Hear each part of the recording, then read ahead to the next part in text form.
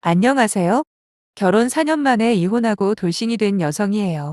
사실 이혼을 할지 말지 고민할 여지도 없는 상황이라 제게 선택권은 전혀 없었습니다. 그건 바로 남편이 바람을 피웠거든요. 그것도 제 친구들 중에 한 명과 저 몰래 반년 동안 은밀한 관계를 유지하고 있었더라고요. 그러니 이혼을 할까 말까 아니면 조금 더 참아볼까 하는 그런 문제는 아니었죠. 거기다 남편과 바람을 피운 제 친구는 고등학교 때부터 저와 아주 특별한 인연이 있는 사이여서 더 충격이었네요. 저희 집은 어릴 때부터 잘 사는 편이었습니다. 아빠가 대학병원에서 근무하시는 의사셨거든요. 엄마 역시 규모는 크지 않지만 나름 알짜배기 수익을 올릴 수 있는 개인 사업을 하셔서 늘 풍족했습니다. 저한테는 두 명의 오빠가 있어요. 저도 마찬가지고 오빠 둘 다 어학연수도 보내주실 만큼 재정적으로 모자름이 없었고요. 해외에 1년 어학연수를 다녀온 저는 자연스럽게 친구들보다 고등학교를 1년 늦게 진학할 수밖에 없었는데 그때 만난 게 바로 남편의 상간녀가 돼버린 그 친구였어요. 저와는 다르게 찢어지게 가난한 환경에서 학교를 다니던 그 친구는 성적도 그리 좋지도 않았지만 그보다 더 큰 문제가 있었어요. 그건 바로 반 친구들로부터 따돌림까지 받고 있었다는 거였죠. 외국에서 돌아온 저 역시 초반에 적응하는 데 많은 어려움을 겪고 있던 차에 매일 혼자 있던 그 친구와 친하게 되었습니다. 저희 둘은 그때부터 늘 붙어다니는 절친으로 발전하게 되었죠.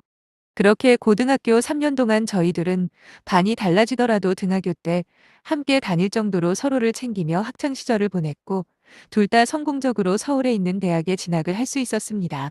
비록 원하는 길이 달라 학교도 과도 달랐지만 대학생이 되고도 한동안 자주 만나며 지냈는데 어느 날부터 그 친구가 먼저 저를 피하기 시작하더라고요. 직접 물어보지는 않아서 정확하게 이유를 알 수는 없지만 아마도 돈 문제 때문일 거라 짐작만 하고 있습니다. 사실 대학교 진학할 때 등록금조차 마련할 수 없던 그 친구의 사정을 제가 아빠에게 말씀드리며 도움을 부탁했고 저희 아빠가 대신 내줬거든요. 그때 친구가 얼마나 저와 아빠에게 고맙다고 했는지 몰라요. 그리고 그 후로도 두 학기분의 등록금까지 아빠가 부담을 해주셨고요. 하지만 2학년 2학기 때 또 다시 친구의 등록금을 내주려던 아빠를 제가 말렸어요. 이유는 아주 간단했습니다.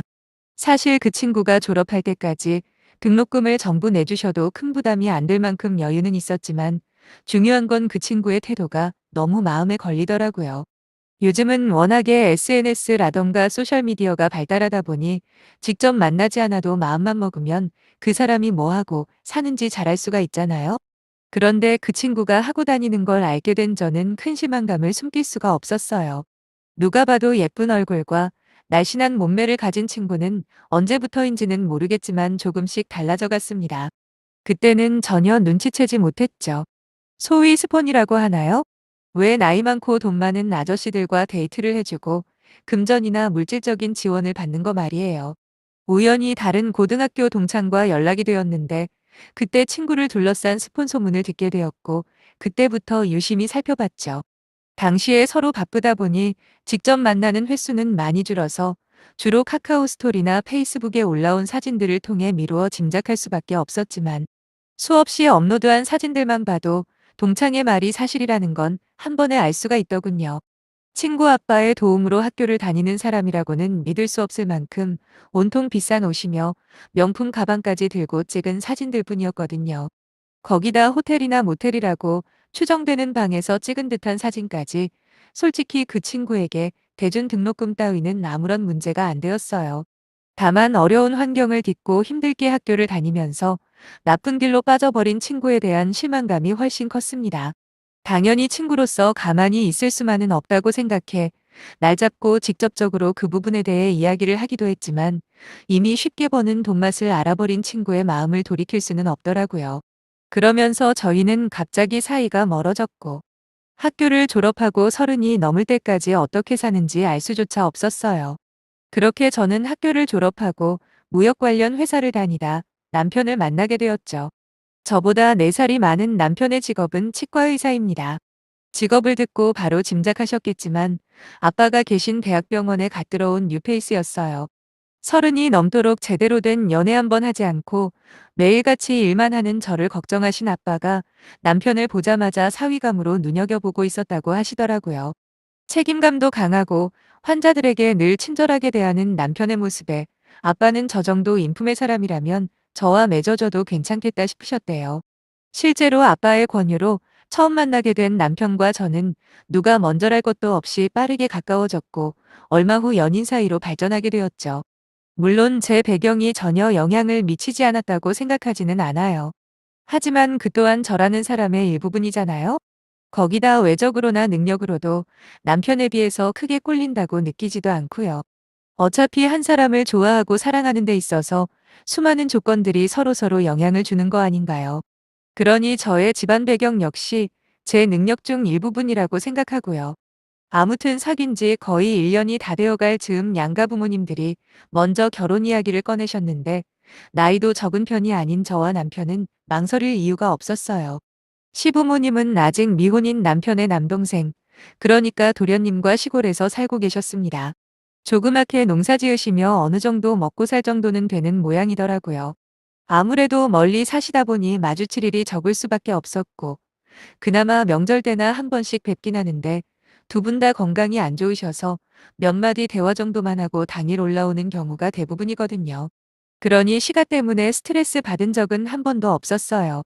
저는 한 달에 한 번씩은 꼭 고등학교 때 동창들과 모임을 가지거든요. 근데 결혼한 친구들이 서로 경쟁하듯 시집살이 당하는 걸 이야기할 때면 전 아무런 말도 할 게 없을 만큼 시가 때문에 마음고생한 적이 없었죠. 게다가 남편 역시 결혼하고도 제게 잘해줬고요. 물론 병원 일이라는 게 제 생각보다 많이 힘들어 보이더군요. 특히 정신적으로 말이에요. 그럴 때마다 남편은 등산을 가거든요. 저도 처음엔 몇 번 따라다니긴 했는데 솔직히 체력이 받쳐주지를 않아 같이 다니는 건 포기해버렸죠. 그 후로 남편은 스트레스가 쌓이면 혼자서 등산을 다녀오곤 했는데 행여라도 엉뚱한 짓을 할 거란 의심은 전혀 못했다는 게 지금 생각해도 정말 어이가 없네요. 일이 이렇게 된 상황에서 그나마 다행이라면 다행인 게 남편과 저 사이에 아이는 없다는 겁니다. 지난 4년 동안 저는 아이를 빨리 가지고 싶다고 남편을 닥달해 본 적도 있지만 남편은 왠지 모르게 아이 이야기만 나오면 반응이 뜨뜻미지근하더라고요. 솔직히 말해서 남부럽지 않을 만큼 돈도 있고 남편이나 제 직장도 탄탄한데 이세를 가지는 게 뭐가 문제죠? 하지만 남편은 병원에 가서 검사를 받아보자는 제 부탁도 들을 생각이 없고 가끔씩 부부관계 시에도 꼭 피임기구를 쓰더라고요. 그때는 그런 남편이 야속하고 이해가 안 됐지만 이혼을 하고 보니 그 점은 오히려 고맙게 생각하게 되네요.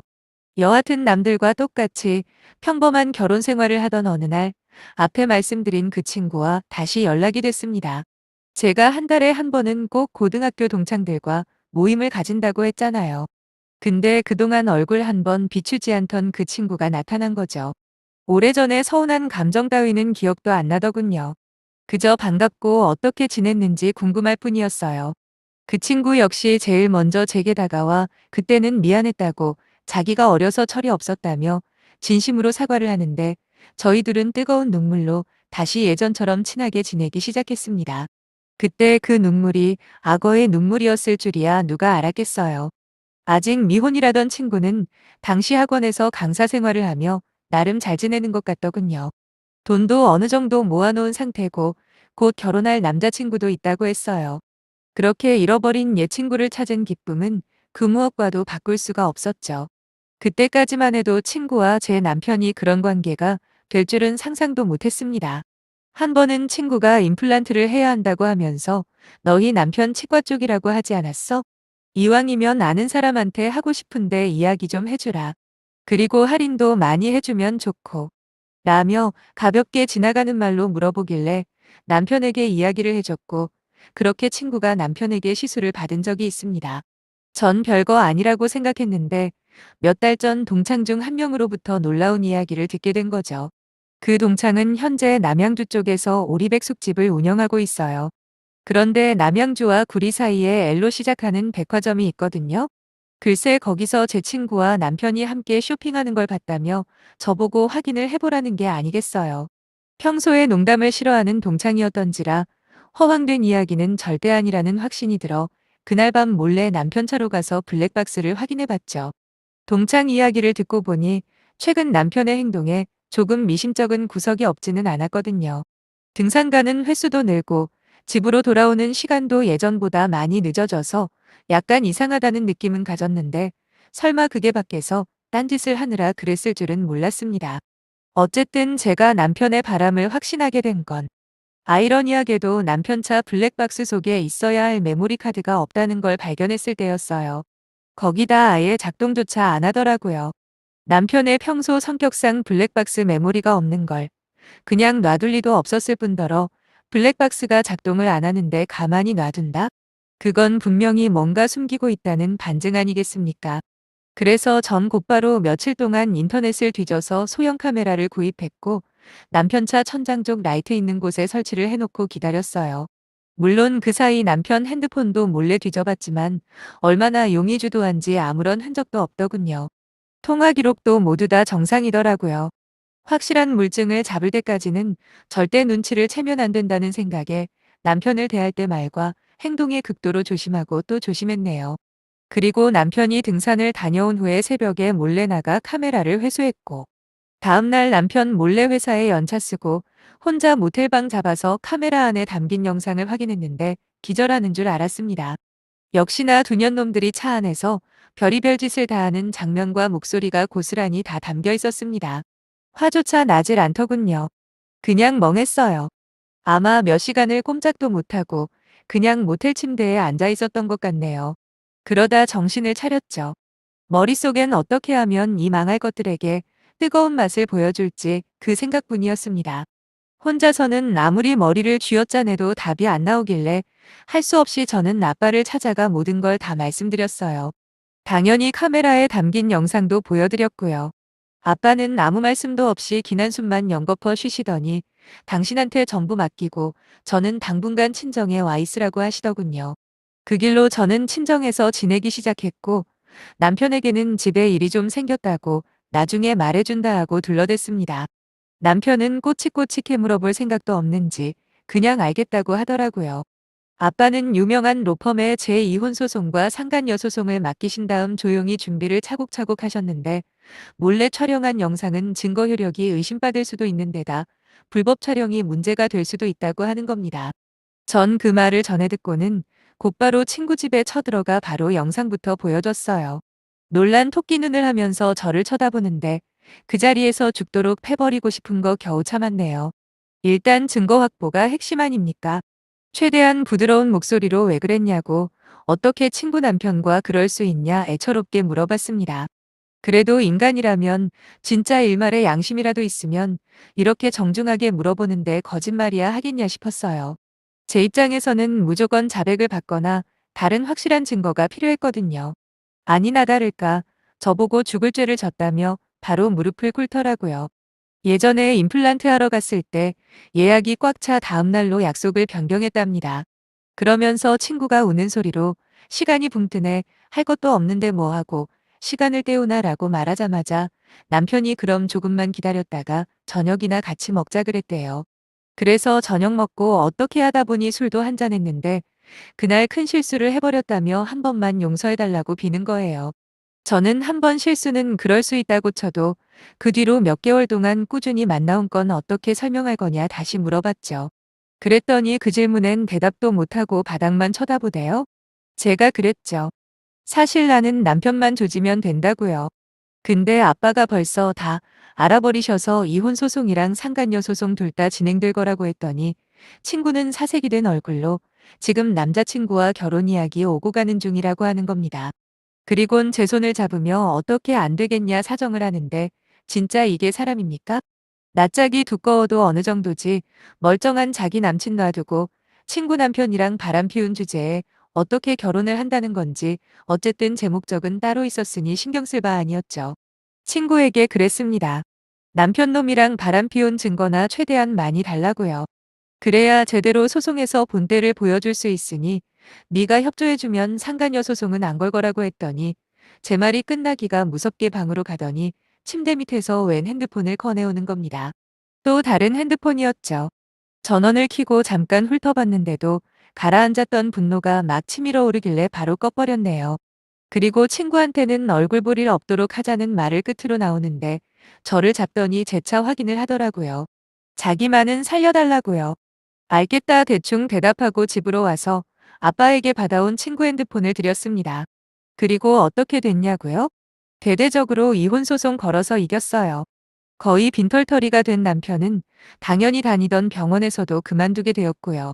당신도 망신당할 걸 감안하면서까지 아빠가 전부 다 소문을 내버렸거든요.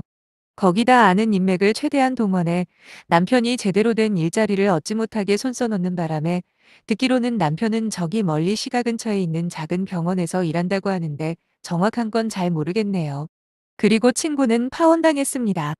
상간녀 소송은 약속한 대로 안 걸었지만 친구 남친에게 사진 몇 장 보내주는 걸로 복수는 충분하더라고요. 동창들 말로는 친구 남친이 꽤 좋은 직장에 집안도 빵빵해서 친구가 엄청 목을 맸다고 하는데 말짱 도루묵 된 거죠 뭐. 그리고 당시 친구가 일하고 있던 학원에 친구 남친이 찾아가 행패를 부리는 바람에 학부모들이 쳐들어와 아주 개망신을 당하고 쫓겨났답니다. 이런 걸 두고 자업자득이라고 하나요? 그 후로 2달 정도가 흘렀는데 처음엔 우울증도 오고 무기력증까지 와서 한참 고생하긴 했지만 지금은 한결 좋아졌습니다. 그러니까 여기에 사연을 쓰고 있겠죠. 남편 잘못 만나고 거기다 친구까지 잘못 만나서 가슴에 큰 상처가 생기긴 했지만 저보다 더한 일을 당한 사람들이 훨씬 많다는 사실 역시 잘 압니다. 다시 심기일전하려고요.